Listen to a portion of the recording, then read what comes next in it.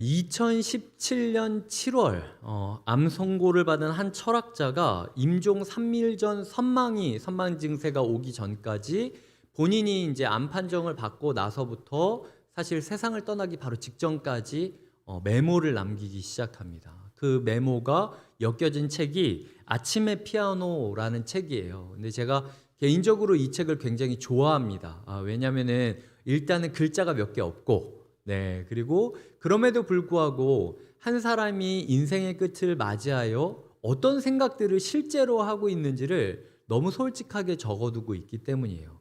전에 제가 잠깐 이야기 드린 적이 있겠지만 예전에 제가 우연히 저의 아버지의 이제 병상 메모를 하나를 발견한 적이 있습니다. 근데 별 내용이 아니었는데도 그 글자 하나가 저의 마음을 많이 울렸고 저의 인생의 또 다른 변환점이 되었어요. 그래서 그 마음으로 제가 이 책을 읽게 돼서 책 자체는 굉장히 얇은데 한 장 한 장을 쉬이 넘길 수가 없었습니다. 개인적으로는 그래서 한쪽 읽고 그냥 책을 덮고 다음 한쪽 읽고 덮고 이런 식으로 한 1년을 제가 읽었던 것 같아요. 그래서 한 글자 한 글자 마음에 담는다라고 생각을 하고 제가 그 글들을 담았는데 그 중에 제가 좋아하는 글귀가 있습니다. 제가 읽어드릴게요. 눈앞에서 문이 닫히고 모든 시끄러운 일상들이 문 뒤로 물러났다. 눈앞에 오로지 사랑의 대상들만이 남았다. 세상이 사랑의 대상들과 소란하고 무의미한 소음들의 대상들로 나뉘어 있다는 걸 알았다. 인생의 끝이 왔다라는 사실을 알게 되니까 사랑 외에는 다 중요하지 않게 된 거죠. 사랑 외에는 다 소음이 되어버린 겁니다. 제가 이제 장례를 인도하거나 아니면은 이제 저희 임종 예배를 드리러 가게 되었을 때요. 이 어르신이 내가 임종 예배를 드리면서 나 이거 너무 좋아했는데 이거 못 먹었다 이런 얘기 안 하고 내가 여기 가서 이런 일 해야 되는데 이런 얘기 안 하고 나 부동산 이거 이런 얘기 안 합니다. 제가 그 죽음의 현장 가운데서 항상 듣게 되는 공통적인 메시지는 더 사랑해 줄 걸 이라는 메시지예요.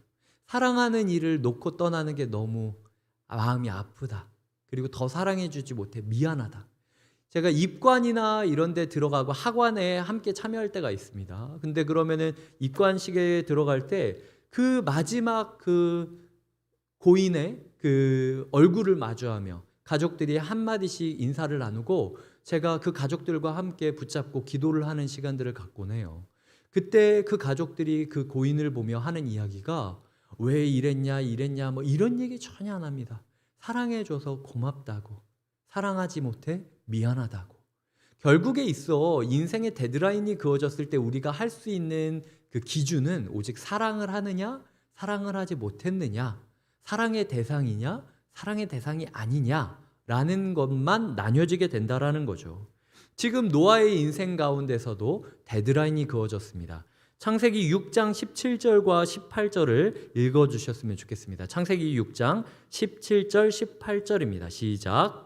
내가 홍수를 땅에 일으켜 부르 생명의 기운이 있는 모든 육체를 천하에서 멸절하리니 땅에 있는 것들이 다 죽으리라. 그러나 너와는 내가 내 언약을 세우리니 너는 내 아들들과 내 아내와 내 며느리들과 함께 그 방주로 들어가고. 지금 노아의 인생 가운데서도 데드라인이 쳐졌어요. 지금 너 빼고 다 죽을 거다라고 이야기할 뿐만 아니라 지금 조건이 붙은 거죠. 너와 너의 아내와 너의 아들들과 너의 며느리들은 살 수 있는데 그 조건이 뭐냐? 네가 방주를 만들면 살고 방주를 만들지 않으면 죽는다. 그러니까 노아의 인생에 있어서 방주 이외의 것은 다 소음이 돼버린 거예요. 누군가는 그 인생을 살면서 이 정도 평수의 집은 지어야 되는 거 아니냐? 이 정도 울타리는 있어야 안전하게 살 수 있는 거 아니냐? 이 정도 침대는 만들어야 좀 편안하게 지낼 수 있는 거 아니냐? 라는 이야기를 하겠지만 그 모든 게 노아의 인생에 있어서 이제는 중요하지 않게 된 거죠. 내 인생에 있어서 사랑하는 사람을 지키느냐 마느냐가 최우선 원칙이 되는 겁니다. 그래서 제가 조금 전 인용했던 책에 이런 글귀가 나와요. 살아있는 동안은 삶이다. 내게는 이 삶에 성실할 책무가 있다. 그걸 자주 잊는다. 그의 인생 가운데 노아가 매일매일 읊조리면서 살아갔을 문기가, 글귀가 저는 바로 이런 글귀였을 거라 생각을 해요. 지금 데드라인이 그어졌고 어떻게든 이 삶을 이어가야 되고 어떻게든 방주를 만들어야 되는데 하루하루 고되고 분주하다 보니까 자꾸 잊어버리게 되는 거죠. 내가 해야 될 방주를 만들지 않고 세상의 염려, 세상의 근심, 우리 간의 갈등 뭐 이런 거에 마음이 팔려가지고 해야 할 걸 하지 못하고 주저앉아 있는 모습을 볼 때마다 저는 노아가 이 구절을 되뇌었을 거라고 상상을 해보게 되었습니다. 살아있는 동안은 삶이다. 나에게 주어진 모든 순간을 최선을 다하여 내가 사랑해야 될 사람을 사랑하고 지어야 될 방주를 짓기 위하여 내 책무를 다해야 된다라는 생각을 했다라는 겁니다. 그래서 저는 오늘 이 구절을 기초로 해서, 오늘 우리가 읽었던 그 두 구절을 기초로 해서 노아의 삶의 책무는 무엇이었을까? 과연 노아는 인생 마지막까지 어떤 책무를 다하기 위하여 달려갔는가라는 부분에 대해서 크게 세 가지로 제가 이야기를 드리려고 해요. 자, 첫 번째로는 은혜의 하나님께서 이미 설계도의 재료를 주셨다라는 겁니다. 제목을 띄워드릴 테니까 같이 한번 읽어주시겠습니까? 시작.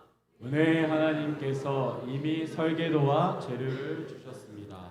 네, 하나님께서 막 다 죽여버릴 거다. 그리고 네가 뭐 한번 노력해 보면은 내가 살리든지 말든지 한번 고민해 볼게. 이런 식으로 노아한테 희망 고문을 하고 있는 게 아니었어요. 지금 노아에게 이미 사형 선고를 내림과 동시에 부활할 수 있는, 살아날 수 있는 방주의 설계도를 주고 있습니다. 내가 만들 방주는 이러하니 라고 딱 이야기를 하고 있잖아요. 그러니까 죽음만 선포한 게 아니라 답을 같이 선포를 해주고 있는 거죠. 한 구절에서. 그리고 아무리 열심히 일해도 우리가 만약 설계도와 상관없는 부품을 만들면 어떻게 될까요? 그러면은 그거 쓸데없는 겁니다.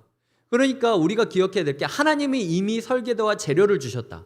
근데 우리의 인생이 이렇게 분주하고 이렇게 조급한 게 설계도를 읽고 지금 나의 인생을 지어가고 있기 때문인가?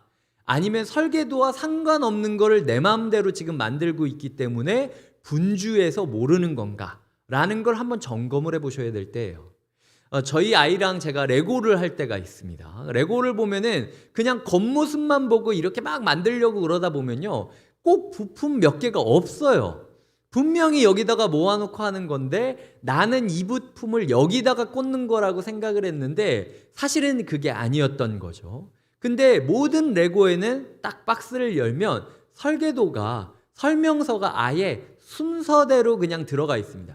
그냥 그대로 그냥 그곳에 이 부품을 꽂아 넣기만 하면은 반드시 이 앞에 있는 그 모델이랑 똑같이 만들어질 것이다 라고 약속을 한 게 하나님께서, 사람들이 우리에게 레고를 파는 거죠. 하나님께서 우리에게 방주를 주시는 것도 똑같은 거예요.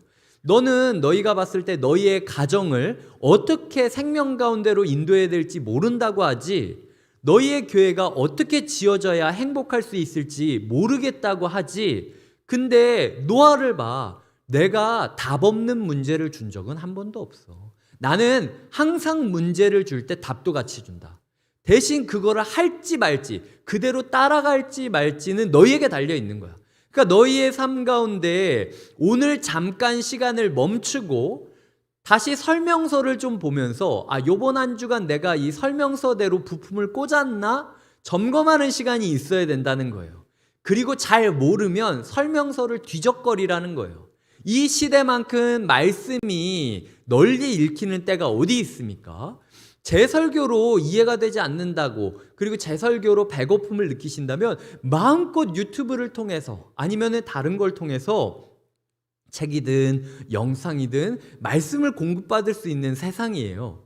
근데 하나님께서 마치 소위 속된 말로 찌라시를 뿌리듯 인생 사용 설명서인 말씀을 막 뿌려대고 있는데, 이 영상을 통해서, 이 책을 통해서 이렇게 뿌리면서 하나라도 얻어 걸려라. 니네가 그냥 하나라도 붙잡고 실제로 너의 인생을 그렇게 만들어 봐. 어떤 거라도 내가 너희에게 생명을 줄게. 그게 이렇게 생긴 방주건, 이렇게 생긴 방주건 간에 어떻게든 내가 너희를 디자인해줘서 살려줄게. 근데 너희는 왜 그 설명서를 보지 않고 너희 마음대로 자꾸 뭘 만들려고 하니? 라고 이야기하는 거예요.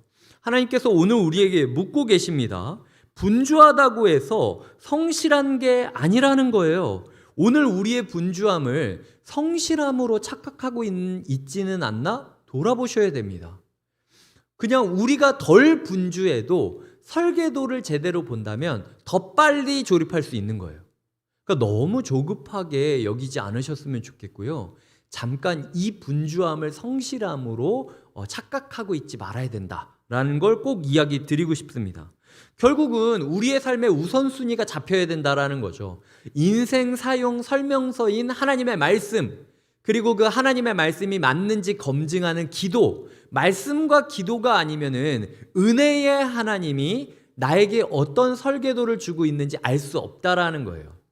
하나님은 굉장히 섬세하신 게 레고도 보시면요. 3세 레고가 있고 5세 레고가 있고 8세 레고가 있고 11세 레고가 있습니다. 이런 식이에요. 내가 교회에 얼마나 다녔느냐가 중요한 게 아닌 거죠. 3세한테는 처음 교회에 나온 사람한테는 그 사람한테 맞는 조금 더 굵직굵직한 메시지, 조금 더 쉬운 메시지와 적용들을 주셔서 그걸로 삶을 꾸려가게 만드시고, 그리고 내가 신앙 연수가 조금 되고 깊이가 있으신 분들은 마치 그냥 레고, 좋은 레고 보면 자기가 알아서 막 움직이기도 하고 그러잖아요. 그러니까 뭔가 더 전문화되어 있고 더 디테일하지만 그래도 더 생명력을 느낄 수 있는 어떤 자세한 설명서를 주기도 하시다라는 겁니다. 그 하나님을 신뢰하며 우리가 나아가야 된다라는 거죠. 우리 하나님은요, 문제를 알려주실 뿐만 아니라 답을 주시는 분입니다. 노아가 비가 올 것을 알고 있지 않은 때에도 불구하고 노아의 살 길을 이미 알려주신 분이 하나님이세요. 그 하나님이 선하심을 믿으십니까? 그 하나님이 신뢰할 수 있는 분임을 신뢰하십니까? 그렇다면 이제는 우리가 엉뚱한 데 찾으면 안 된다라는 거죠. 그저 그냥 하나님한테 하나님, 저 태어나게 한 거 이유가 있을 거 아니에요. 설명서 주세요. 그럼 설계도대로 내가 만들게요.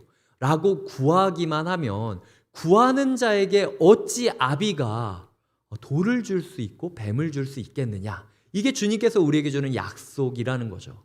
밥을 먹고 싶다면 밥을 주실 것이고, 그리고 하나님께 즐거움을 얻고 싶다 그러면 노래를 불러주실 분이 하나님임을 믿어주시길 부탁드립니다.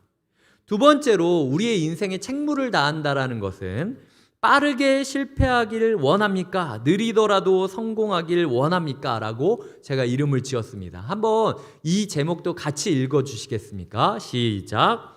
빠르게 실패하길 원합니까? 느리더라도 성공하길 원합니까? 네, 첫 번째가 우리가 은혜의 하나님이 나에게 있다. 그러니까 나는 내 인생의 설계도와 내 인생의 재료를 뭘로 해야 될지 모르지만 이미 주님께서 주셨다라는 걸 믿고 내가 자꾸 그거를 믿고 있다고 나에게 스스로 이야기를 하고 찾자라는 게 그 첫 번째 메시지였다면, 두 번째는 너무 거창한 것부터 시작하지 말라는 거예요. UCLA와 워싱턴 의과대학에 있는 임상심리학자가 있습니다. 로버트 마우어라는 사람이 자기가 22년인가 이렇게 임상심리했던 걸 가지고 아주 작은 반복의 힘이라는 책을 썼어요. 그 책 중에 부젠가가 이겁니다. 빠르게 실패하길 원합니까? 느리더라도 성공하길 원하십니까? 라는 거죠. 그러니까 계획을, 너무 큰 계획을 세우지 말고 작은 계획을 세워보라는 거예요. 내가 이제 좀 운동을 해야겠다 생각을 하면은 이 임상심리학자가 얘기하는 건 시작부터 30분 1시간 잡지 마라. 아예 그냥 5분만 하자. 뭐 아니면은 딱 한 가지 요거 하나만 하자. 요런 식으로 자꾸 그냥 아무것도 아닌 계획을 세우고 성취하고, 그 계획을 세우고 성취하고, 이러다 보면 이게 습관이 되면서 인간 안에 있던 자기도 몰랐던 잠재력들이 발휘돼서 나 몰랐는데 할 수 있네? 라는 얘기들이 나올 정도로 조금씩 바뀌어간다는 거예요. 그러니까 욕심 부리지 말고 더디더라도 천천히 작게 계획을 세워서 스몰 스텝으로 가는 게 굵직굵직하게 가려고 다리 쫙쫙 찢다가 다리 찢어져가지고 웅크리는 것보단 더 빨리 갈 수 있다라는 이야기를 지금 이 심리학자가 이야기를 하고 있다라는 거죠. 지금 노아가 봤을 때 이 하나님의 설계도가 얼마나 큽니까? 길이는 300규빗, 너비는 50규빗, 높이는 30규빗. 그러니까 운동장 1.5배나 되는 크기의 배를 지으라고 했을 때 노아가 하나님 어떻게 우리 가족이 8명밖에 안 되는데 어떻게 이 운동장 1.5배의 배를 만들어요? 라고 이야기를 하고 거기에 주눅 들어가지고 아무것도 안 했다면 120년을 넘게 하나님이 기다렸어도 방주는 만들어지지 않았을 거다. 처음에 노아가 방주를 만들 때 어땠을까요?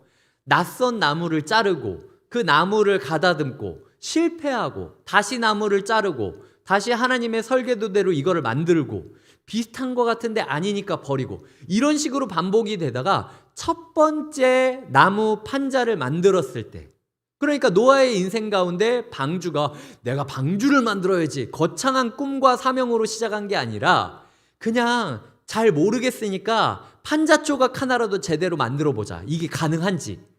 그리고 매일매일 하나님의 설계도를 따라 판자 조각 하나씩을 만든 거예요. 그러다가 보니까 하나가 익숙해지니까 2개가 되고 2개가 익숙해지니까 4개가 되고 4개가 익숙해지니까 자기 아들 며느리들 가르치면서 점점 늘어나게 되는 거죠. 그러다가 그걸 모아보고 나니까 방주가 되었더라. 이 얘기인 거예요. 우리 가운데 너무 거창한 사명으로 자기를 주눅들게 하지 않으셨으면 좋겠어요. 내가 우리 가족을 방주로 만들고야 말겠다. 우리 교회를 우리가 반드시 변화시키고야 말겠다. 거창한 사명 좋죠.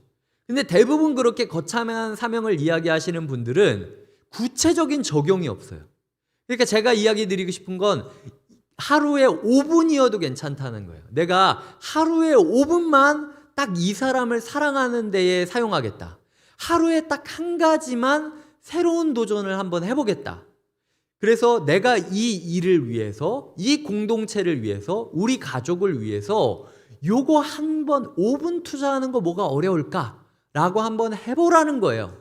예전에 제가 어렸을 때 저희 어머니가 이제 워낙 바쁘다 보니까 어느 날은 저희 도시락에 잠깐 이 메모, 카드 같은 걸 쓴 적이 있었어요. 제가 고등학교 때 한창 입시 준비할 땐가 그랬던 것 같은데 어머니가 이제 힘내라고 쓴 그 카드가 있었는데 그거를 제가 몇 달 동안 들고 다녔습니다. 그 글자 몇 개가 저에게 너무 귀한, 어머니가 그게 쓴 게 몇 분이나 되겠어요. 그냥 늘 하던 대로 도시락 싸가지고 그냥 찍 지퍼 닫은 다음에 저 줬어도 상관없는 일이었어요. 근데 그럼에도 불구하고 오늘은 내 마음 가운데 이 카드를 통해서 내 아들을 사랑한다라는 걸 보여줘야겠다라는 마음이 들어서 그 잠깐 그 글을 쓴 것, 그게 저의 몇 달 동안의 행복을 보장해 주었다라는 거죠. 그러니까 뭐든지 좋으니까 하루에 5분 아니면 하루에 1개씩이라도 우리의 가족, 우리의 사랑하는 사람들, 내가 있는 곳 혹은 교회를 위해서 새로운 시도를 해주셨으면 좋겠어요. 하나님, 내가 그냥 거창하게 여기지 않고 판자 하나 만들겠습니다. 또 이러면은 분명히 이럴 거예요. 그래서 이제 내가 남편한테 이렇게 똑같이 메모를 썼다. 근데 이제 이거를 보고 이제 우리 남편이 고맙다고 이야기하는 게 아니라 너 그럴 줄 알았어. 넌 창의력이 왜 그렇게 없니? 너 목사님이 그렇게 얘기했으면은 좀 너도 네 입장에 맞게 조금 생각을 했었어야지. 그거 메모 얘기한다고 너도 그거 메모 생각 좀 하고 약간 이런 식으로 얘기할 수도 있습니다. 네, 기억해야 될 게요. 모든 방주는 첫 번째 조각으로부터 시작되지만 첫 번째 조각이 방주로 바로 이어지는 건 아니에요. 그러니까 내가 이렇게 했을 때 오해받을 수도 있고 놀림받을 수 있고 뭐야 왜 그래 안 그랬잖아 이런 식으로 여길 수 있다 할지라도 어쨌든 그 판자들이 모이게 되면은 방주는 된다. 천리길도 한 걸음부터 시작이 반이다. 우리가 익히 알고 있지 않습니까? 제가 오늘 이 설교를 준비하면서 하나님께 기도했던 기도 제목이 있어요. 그게 뭐냐면은 이 설교를 끝나고 한 주가 돼가면서 성도님들이 순장님을 통해서나 전도사님이나 아니면 저에게 직접 연락을 주시기도 하시면서 목사님이 이렇게 하루에 5분이나 아니면 하루에 한 가지라도 가족을 위하여 아니면 내가 있는 곳을 위하여 교회를 위하여 한 가지 새로운 판자를 만들어 봤으면 좋겠다라고 얘기를 해서 제가 이번 주 이거를 도전해 봤어요. 그리고 이랬더니 이런 모습이었어요 라고 고백해 주시는 그 고백들이 모였으면 좋겠다라는 생각들이 들었어요. 그래서 이 판자를 만들어 놓고 집에만 처박혀 두고 있으면은 그게 어떻게 방주가 됩니까? 한 자리에 모아놓고 그걸 이리저리 꿰어 맞춰야 배 모양이 갖춰지게 되는 거죠. 그래서 이게 뭐 그러면은 저한테 보내주시는 분한테 제가 치킨 쿠폰이라도 쏘겠습니다 이러면은 조금 보내줄까라고 생각을 했다가 말 한 번 잘못했다가 거덜날 수 있기 때문에 제 마음 가운데 소식을 듣다가 이 고백은 제가 성령님이 치킨 이렇게 울리면은 제가 보내줄 수 있습니다. 제가 약속드릴게요. 제 양심에 그 손을 얹고 제 성령님께서 제 마음 가운데 이 정도는 치킨 줘야지 이런 마음을 주시면 제가 진짜 보내드릴 수 있어요. 하나님께서 우리의 삶 가운데 그런 고백들이 점점 판자 모으듯이 모아졌으면 좋겠습니다. 그래야 하나님께서 우리를 통하여 일하고 계심을 우리가 확인할 수 있게 된다라는 거죠. 꿈은 크게 꾸지만 생각은 잘게 쪼개는 게 필요하다라는 거예요. 그러니까 우리가 매일매일 아침마다 말씀과 기도를 통하여 우리의 꿈을 다시 한번 되새김질하는 거는 좋은 일이에요. 그러니까 새벽마다 아니면 아침을 시작할 때마다 주님 우리 가운데 방주가 지어지게 하여 주시옵소서 그냥 이 한 문장만 얘기하면 돼요. 대신 하루를 너무 거창하게 생각하지 말고 하루에 적용하는 거는 잘게 쪼개서 한 번씩 해보자라는 이야기를 드리고 싶은 거죠. 그 모습이 우리 가운데 있기를 주님의 이름으로 부탁드립니다. 자, 이제 제가 세 번째를 이야기 드릴게요. 세 번째 책무는 고페르 나무라고 제가 적었습니다. 그러니까 생각의 폭을 넓혀야 된다라는 거죠. 주의해야 될 부분이 있는데요. 방주는 고페르 나무로 지어졌다라는 사실입니다. 이 고페르 나무가 무엇이냐는 거에 대해서는 의견이 되게 논란이 많아요. 그러니까 예를 들어 지금 우리가 개역 개정이라는 개정판 성경을 읽고 있는데 예전에 그 개역 한글이라고 하는 이전 버전에서는 이 고페르 나무를 잣나무라고 불렀어요. 근데 아이러니하게도 잣나무를 찾아보면은 잣나무는 한국에서 이렇게 주요 이렇게 생산지가 되어 있는 나무. 그러니까 한국이 시작점인 거죠. 그러니까 그 개역 한글 성경을 따르면 노아는 한국 사람인 겁니다. 그러니까 아마 이제 한국인들한테 이해를 돕기 위해서 한국에 많이 있는 잣나무 대충 이런 모양이었다 이런 얘기를 하고 싶은 거죠. 그래서 어떤 번역책은 잣나무라고 부르고 어떤 번역은 전나무라고 부르고 영어 번역은 사이프러스라고 부르기도 합니다. 그러니까 여튼간에 그거 있죠, 소나무 같은 거. 그래서 이렇게 쫙쫙 뻗어져 있고 솔방울처럼 이렇게 되어 있는 잎들을 가지고 있는 그런 나무가 고페르 나무였을 것이다 라고 이야기를 하고 있죠. 근데 이게 성경에 딱 한 번만 나온 나무 이름이기 때문에 성경 학자들도 이게 무슨 나무인지는 정확하게 모르고 있습니다. 중요한 건 하나님이 이 얘기를 하셨을 때 이미 노아의 주변에는 고페르 나무가 많이 있었다는 거예요. 그러니까 노아는 아까 얘기했듯이 나는 하나님이 나를 왜 이 숲으로 내 집을 인도하셨는지 몰랐는데 하나님이 내가 이 자리에 오기 전부터 이 나무를 이곳에 심어주시고 이 나무들이 수년에 걸쳐 자라게 하시고 그리고 나를 여기까지 인도하셔서 난 다 우연이라고 생각을 했는데 운명이었구나. 하나님이 이 자리에서 이 나무로 방주를 만들기 위하여 태초부터 내가 태어났을 때부터 나를 위해 계획된 설계도가 있었던 거구나 라는 생각을 하게 되었다라는 거죠. 근데 이게 굉장히 좋은 의미이기도 하지만 사실 좀 어려움도 있습니다. 왜냐하면은 고페르 나무가 전나무, 잣나무 막 이렇게 이야기하는 이유 중에 하나는 이 전이라는 것도 이거를 갈랐을 때 수액이 젖처럼 나오기 때문에 뭐 그렇게 들었던 것 같거든요. 그러니까 전나무, 잣나무가 배에 쓰여지는 이유는 이게 기름이 있기 때문에 물이 투과가 잘 안 돼가지고 이걸로 방주를 만들었을 거다라고 생각을 하고 있는 거거든요. 그 말은 뒤집어 말하면 나무를 자를 때마다 끈적이는 수액 때문에 작업이 어려웠다라는 거기도 해요. 그리고 그 당시 중동 사회에 여러 홍수 신화들이 있습니다. 그래서 예를 들자면 길가메시 서사시, 이게 뭔지 몰라도 그런 게 있다는 건 우리가 알고 있잖아요. 옛날에 그런 서사시가 있더라. 그리고 아트라하시스 서사시, 뭐 이렇게 예전에 그 홍수에 대해서 이야기하는 서사시들을 보면요, 그 당시 사람들은 배라는 이미지를 그릴 때 갈대를 엮어서 만드는 정도를 배라고 생각했습니다. 그러니까 이전까지는 비가 그렇게 많이 온 적이 없었기 때문에 배라고 해봤자 그냥 여기서 저기 강을 건너는 정도? 그래서 우리 저희 가을 특별 부흥회 할 때 돗자리 같은 그런 재질로 저희가 바구니를 만들었었잖아요. 그거를 제가 빵을 나눠드렸잖아요. 그런 것처럼 갈대를 막 이렇게 집신 엮듯이 엮어가지고 그거를 이렇게 큰 배로 만들어서 한 명이나 두 명이 타고 건너는 정도를 그 당시 사람들은 배라고 생각했던 거예요. 그러니까 노아가 생각했을 때 배의 패러다임은 갈대를 엮어가지고 만드는 작은 거밖에 없었다라는 거죠. 근데 하나님께서 노아에게 말씀하고 있는 겁니다. 그거 말고 너의 인생이 생명을 얻기 위해서는 네 옆에 있는, 하나님 이거 어떻게 잘라요? 말이 안 되네. 이렇게 큰 걸 어떻게 자르고 다듬을 수 있어요? 라고 이야기하는 그 나무를 네가 잘라야 네가 살 수 있어 라고 이야기를 하고 있는 겁니다. 그러니까 노아는 여태까지 전혀 자기가 생각도 하지 못했던 재료가 하나님이 나에게 준 방주 재료였다라는 것을 깨닫게 되었다라는 거죠. 이걸 우리에게 적용해 볼게요. 우리가 인생이 행복하기 위해서 우리가 방주 안에 들어가 있기 위해서 생각하는 조건들이 있습니다.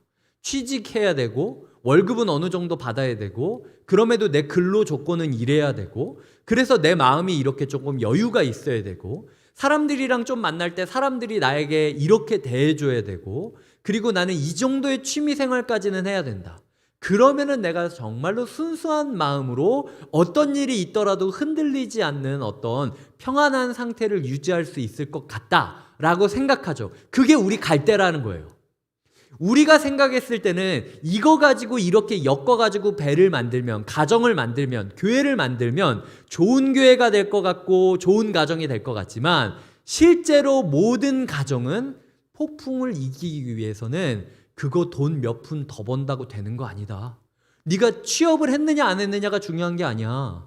너의 마음 가운데 이 취미 생활을 할 수 있을 정도로 마음의 여유가 있느냐가 없느냐가 중요한 게 아니라 때로는 네가 하나님 어떻게 이걸 가지고 방주를 만들어요? 라고 이야기할 정도의 큰 시험, 막막한 문제, 그리고 해결될 수 없을 것 같이 우리를 가로막고 있는 어떤 것, 그것을 잘라내어 어떻게든 방주 만드는 도구로 활용해야 된다라고 주님께서 말씀하고 있다라는 거죠. 두 가지 예를 들겠습니다. 첫 번째로 다니엘이라는 사람이 있었어요. 이 사람은 이스라엘 안에서 촉망받는 리더 중 차세대 후보 중 하나였는데 갑자기 나라가 망해버리고 끌려가게 됩니다. 끌려가게 된 상황에서 이 사람이 자기가 포로되었다라는 자괴감에 빠져서 하나님이 이제 방주 만들 거 없어요. 이제 나는 포로됐으니까 라고 손을 놓을 수도 있었고 그리고 남들이 다 고기 먹는 걸 보면서 이방신에게 제물로 드렸던 고기를 먹는 걸 보면서 하나님 어쩔 수 없잖아요. 다른 사람들이 다 저렇게 타협하면서 갈대 만들어가지고 행복을 꾸리는데 나도 그렇게 행복을 꾸릴게요 라고 얘기할 수도 있었어요. 하지만 그는 그 상황 가운데 그럼 나는 채식하겠다. 내가 어떻게든 내 신앙, 이 상황을 신앙을 세워갈 수 있는 계기로 삼겠다. 기회로 삼겠다라고 결심하면서 그 보이지 않는 상황을 꺾으려고 했기 때문에 하나님께서 그 과정을 통해서 다니엘과 세 친구를 이스라엘 가운데 어떤 모델, 방주의 모델로 세워주고 계시다라는 거죠. 풀무불 가운데 들어가는 순간, 용광로 속에 들어가는 순간이라도 하나님의 신앙을 후회하지 않다라고 이야기하고 들어갔을 때 오히려 3명이 들어갔는데 4명이 있는 거예요. 3명이 있었는데 내 옆에 주님이 있다라는 걸 발견하게 되었다라는 거죠. 이게 다니엘이 지었던 방주였다라는 거예요. 우리 삶 가운데 포로가 되면은 방주 못 지을 것 같고, 그리고 사람들이 다 이렇게 하라고 우리를 막 푸시하면은 안 될 것 같고, 우리를 용광로 속에 집어넣는 것처럼 우리를 괴롭히게 만들면 신앙이 견고해지지 않을 것 같지만, 오히려 그 불덩어리 속에서 노아의 방주처럼 다니엘의 방주가 이루어지게 된다라는 거죠. 두 번째는 예수님입니다.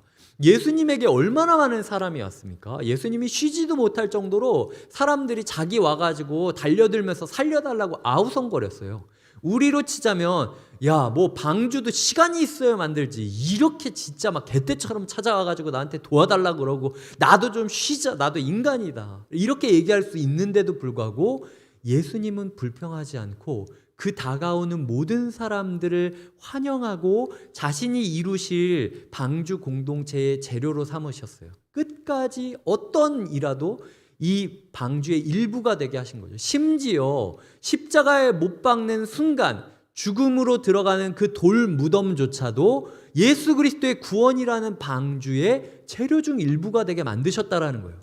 주님께서 환난이나 핍박이나 곤고나 심지어 죽음이라 할지라도 방주의 재료가 될 수 있다고 말씀하셨다면, 우리 가운데 예배에 집중하지 못하고 하나님이 이것만 해결되면 내가 가족이랑 화목하게 지낼 수 있을 것 같아요 라고 하는 그 문제가 오히려 우리가 재료 삼아야 되는 고페르 나무가 될 수 있다는 거죠. 그러니까 우리의 사고를 바꿔야 돼요. 언제까지 우리가 갈대 찾아서 매일매일 살아가는 게 아니라 우리의 삶 가운데 하나님, 저는 이게 문제라고 생각했는데 고페르 나무였군요 라고 고백하며 도대체 이거 어떻게 자르는 건지 좀 방법을 알려주셨으면 좋겠습니다 라고 간구하는 기도가 우리에게 필요하다라는 겁니다. 낯설고 버거워도요, 생각의 폭을 넓혀야 된다라는 거예요. 노아는 남 뒤를 쫓는 인생이 아니었습니다. 그러니까 남들이 갈대 가지고 만지작거린다고 자기도 갈대 만지작거리지 않았다라는 거예요. 남들이 오히려 기피하고 있었던 그런 방법을 통해서 하나님의 설계도를 따라갔을 때 사람들이 야, 배는 갈대로 만드는 건데 무슨 나무를 잘라서 너 이상한 거 아니야? 이렇게 얘기했어도 결국 그게 맞았다.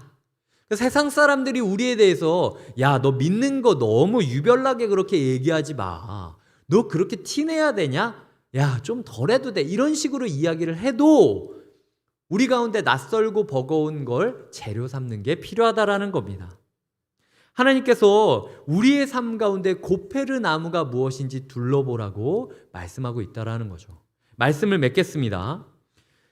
비가 내리기 120년 전에 이미 우리에게 방주 설계도를 주신 하나님을 믿고 운동장 1.5배 크기라는 크기에 주눅들지 말고 나무 판자 하나부터 시작해보자. 제가 이렇게 이야기 드렸죠. 우리가 깨닫지 못하고 있지만 방주 재료인 고페르는 주변을 둘러보면 차고 넘치도록 준비되어 있다는 것. 120년 동안 잘라도 남아있을 정도로 재료는 널려 있다. 주님께서 말씀하고 있습니다. 근데 이렇게 제가 이야기 드리면 뭐든 될 것 같죠. 근데 사실 아이러니한 건 노아에게는 기회가 주어진 것이지 배가 그냥 통째로 굴러온 건 아니었다는 거예요. 결국은 노아가 움직이지 않았다면 아무것도 만들 수 없었던 게 아까 이야기했던 삶의 책무가 주어진 첫 번째 원인이었다라는 거죠. 제가 제일 걱정되는 건 이 시간이 있으면서 아, 노아가 이런 마음이었겠구나 라고 끝나면 안 된다는 거예요. 아, 목사님이 오늘 되게 신기한 얘기를 하는구나 라고 끝나면 안 된다라는 겁니다. 뭐든 좋으니까 판자 하나라도, 작아도 좋으니까 하나님의 설계도를 따라서 판자를 만들면 자기 마음대로 만든 거 말고 설계도를 따라서 내가 진짜 이런 사람이 아닌데 말씀 때문에 내가 이거 해봤습니다. 내가 진짜 이런 사람이 아닌데 목사님 설교 때문에 내가 이거 한번 해봤습니다. 이런 게 우리 공동체 안에 모이고 모여야 방주가 될 수 있다라는 거죠. 주님께서는 기회를 120년 줬습니다. 만약 노아가 허송세월하고 있었다면 비가 오는 그 순간 노아가 하나님한테 막 이야기할 수 있었겠습니까? 하나님이 기회를 120년이나 줬는데 하나님께서는 끝까지 우리가 여유 있을 정도로 기회를 주고 기다리고 계시다라는 거죠. 그러니까 다시 한번 말씀드리자면 내 치킨 쿠폰이든 뭐든 좋으니까 우리 같이 은혜를 나눠 봅시다. 나눠 보시겠습니까? 네, 정말 제가 이거는 꼭 부탁드릴게요. 제가 이런 얘기 잘 안 하잖아요. 해달라고, 연락해달라고, 알려달라고 이런 얘기 잘 안 하지 않습니까? 제 마음 같아서는 다음 주 제가 설교할 본문이 있음에도 불구하고 설교하지 못하고 그 은혜의 고백들을 이런 성도님도 있습니다. 저런 성도님도 있습니다. 이 얘기하다가 설교 시간을 다 채웠으면 좋겠다라는 게 제 꿈이에요. 그래서 함께 설교를 지어갔으면 좋겠습니다. 그런 이야기 이랬는데 다음 주에 제가 아무 말 안 한다. 네, 그것 또한 이유가 있는 거니까 너무 아무도 얘기 안 했나 봐. 이렇게 생각하지 마셨으면 좋겠습니다. 네, 말씀을 맺겠습니다. 하나님께서 우리에게 공사를 시작하라고 이야기하십니다. 우리의 삶에 책무를 다하시는 한 주가 되시길 주님의 이름으로 축복드립니다. 이 시간 함께 찬양하며 나아가겠습니다. 우리에겐 소원이 하나 있네. 우리를 사용하소서. 다 같이 일어나서 찬양하도록 하겠습니다.